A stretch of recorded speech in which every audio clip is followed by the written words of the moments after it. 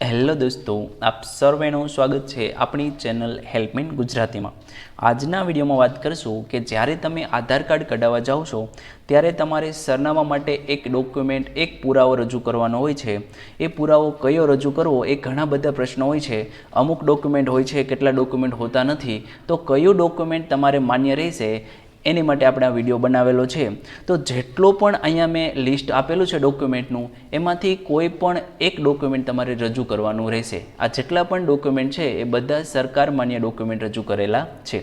તો સૌથી પહેલાં ડોક્યુમેન્ટની વાત કરીએ તો લખેલું છે પાસપોર્ટ। તો તમારી જોડે જો પાસપોર્ટ હોય તો આધાર કાર્ડ કઢાવતી વખતે સરનામા માટે તમે પાસપોર્ટ આપી શકો છો। ત્યારબાદ છે બેંક સ્ટેટમેન્ટ અથવા તો પાસબુક। જો કોઈ તમારી બેંકમાં એકાઉન્ટ હોય તો તમે સ્ટેટમેન્ટ આપી શકો અથવા તો પાસબુક આપી શકો છો।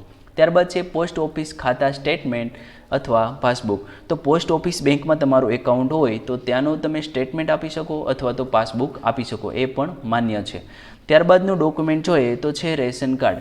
રેશન કાર્ડ તમારી જોડે હોય તો તેમાં તમારું સરનામું લખેલું હોય છે, એ ડોક્યુમેન્ટ પણ તમારું માન્ય રહેશે। ત્યારબાદ છે મામલતદાર કાર્ડ। આગલું ડોક્યુમેન્ટ જોઈએ તો ડ્રાઇવિંગ લાઇસન્સ। તમારી જોડે ડ્રાઇવિંગ લાઇસન્સ હોય તો એ ડોક્યુમેન્ટ આપી શકો છો। જો ડ્રાઇવિંગ લાઇસન્સ ન હોય તો ઘણા બધા બીજા પણ ઓપ્શન છે। આગલું ડોક્યુમેન્ટ જોઈએ તો ફોટાવાળું સરકારી ઓળખપત્ર। એવું કોઈ પણ સરકારી ઓળખપત્ર તમે આપી શકો જેમાં તમારો ફોટો હોય અને તમારું સરનામું લખેલું હોય, એ ડોક્યુમેન્ટ પણ સરનામા માટે માન્ય રાખવામાં આવશે। ત્યારબાદનું ડોક્યુમેન્ટ જોઈએ તો વીજળી બિલ। તો તમે જ્યાં રહેતા હોય ત્યાં લાઇટ બિલ આવતું હોય છે તો એ વીજળીનું બિલ પણ તમે સરનામા માટેના ડોક્યુમેન્ટમાં આપી શકો છો, પણ શરત એટલી છે કે એ વીજળીનું બિલ 3 મહિનાથી જૂનું હોવું જોઈએ નહીં। ત્યારબાદના ડોક્યુમેન્ટની વાત કરીએ તો છે ટેલિફોન બિલ।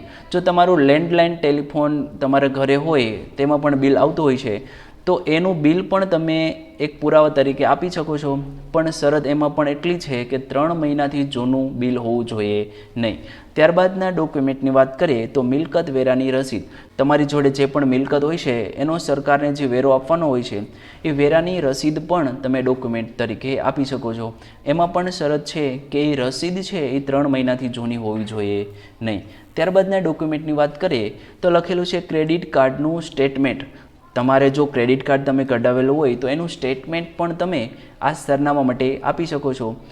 એમાં પણ શરત છે કે 3 મહિનાથી જૂનું હોવું જોઈએ નહીં। ત્યારબાદ છે વીમાની પોલિસી।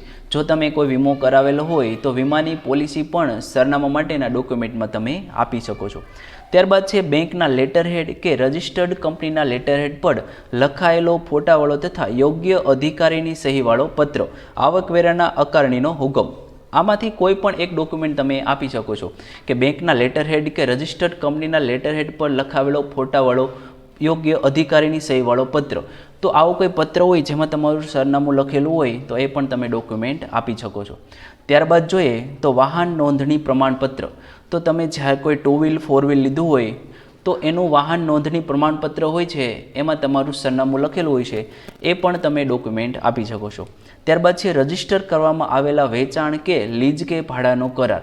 તમારો ભાડાનો કરાર છે, તમે ભાડે રહેતા હોય તો ભાડાનો કરાર પણ તમે ડોક્યુમેન્ટ તરીકે આપી શકો છો। ત્યારબાદ છે ટપાલ ખાતા દ્વારા આપવામાં આવેલા નામ તથા ફોટાવાળું સરનામાવાળું કાર્ડ। તો ટપાલ ખાતા દ્વારા તમને કોઈ એવું ડોક્યુમેન્ટ આપવામાં આવેલું હોય જેમાં તમારો ફોટો હોય અને સરનામું લખેલું હોય તો એ પણ આધાર કાર્ડ કઢાવતી વખતે સરનામાના ડોક્યુમેન્ટમાં આપી શકો છો। ત્યારબાદ છે જ્ઞાતિ તથા નિવાસનું રાજ્ય સરકાર દ્વારા આપવામાં આવેલું ફોટાવાળું પ્રમાણપત્ર। તો જ્ઞાતિ અને નિવાસનું રાજ્ય કક્ષા દ્વારા તમને કોઈ આવું પ્રમાણપત્ર આપવામાં આવેલું હોય જેમાં તમારો ફોટો હોય અને સરનામું લખેલું હોય તો એ ડોક્યુમેન્ટ તમે આપી શકો છો। ત્યારબાદના ડોક્યુમેન્ટની વાત કરીએ તો ગ્રામ પંચાયતના વડા કે તેમના સમકક્ષ સત્તાધિકારી દ્વારા આપવામાં આવેલું સરનામાનું પ્રમાણપત્ર। તો ગ્રામ પંચાયતના કોઈ વડા કે તેમને સમકક્ષ એવા અધિકારી હોય એમના દ્વારા તમને સરનામાનું પ્રમાણપત્ર આપેલું હોય તો એ ડોક્યુમેન્ટ પણ તમે આપી શકો છો। ત્યારબાદ છે રાજ્યપત્રિત અધિકારી, સંસદ સભ્ય કે ધારાસભ્ય દ્વારા તેમના લેટરહેડ પર આપવામાં આવેલું સરનામું પ્રમાણપત્ર। તો એવું કોઈ પ્રમાણપત્ર હોય કે જેમાં રાજ્યપત્રિત અધિકારી હોય અથવા સંસદ સભ્ય, ધારાસભ્ય એમના લેટરહેડ પર તમને સરનામું લખીને સહીવાળો તમને કોઈ ડોક્યુમેન્ટ આપેલું હોય તો એ ડોક્યુમેન્ટ તમે પણ આપી શકો છો। ત્યારબાદ છે સ્વતંત્ર સૈનિકનું કાર્ડ। તમારી જોડે આવું પણ કાર્ડ હોય તો તમે એ પણ આપી શકો છો। ત્યારબાદ છે હથિયારીનો પરવાનો। તમારી જોડે કોઈ હથિયારનું લાઇસન્સ હોય, પરવાનો હોય તો એ ડોક્યુમેન્ટ પણ તમે આપી શકો છો। ત્યારબાદ છે નારેગા જોબ કાર્ડ. તો નારેગા જોબ કાર્ડનું ડોક્યુમેન્ટ પણ તમે આધાર કાર્ડ કઢાવતી વખતે સરનામાના પ્રૂફ તરીકે આપી શકો છો. ત્યારબાદ છેલ્લું ડોક્યુમેન્ટ જોઈએ તો માન્ય શૈક્ષણિક સંસ્થાના લેટર હેડ પર ફોટાવાળો સહી કરેલો પત્ર. કોઈ માન્ય સરકારી શૈક્ષણિક સંસ્થા હોય એના લેટર હેડ પર ફોટાવાળો સહી કરેલો પત્ર હોય, એમાં તમારું સરનામું લખેલું હોય તો એ ડોક્યુમેન્ટ પણ તમે આપી શકો છો. તો મિત્રો અહીંયા કેટલા બધા ડોક્યુમેન્ટ તમને જણાવવામાં આવેલા છે. આમાંથી કોઈ પણ એક ડોક્યુમેન્ટ તમારે આપવાનું રહેશે. જેટલા પણ આ ડોક્યુમેન્ટ તમે જોઈ શકો છો, તમે સ્ક્રીનશોટ લઈ શકો છો. આમાંથી કોઈ પણ એક ડોક્યુમેન્ટ આધાર કાર્ડ કઢાવતી વખતે તમારી જોડે હોય તો તમારા સરનામાના પુરાવા તરીકે એ ડોક્યુમેન્ટ ચાલશે. જો મિત્રો તો પણ કોઈ તમારે ડાઉટ હોય તો જરૂરથી કોમેન્ટ કરજો, હું આન્સર આપીશ. જો મિત્રો તમને આ વિડીયો ગમ્યો હોય તો જરૂરથી લાઇક કરી દેજો, ચેનલને સબસ્ક્રાઈબ કરી દેજો. ધન્યવાદ દોસ્તો.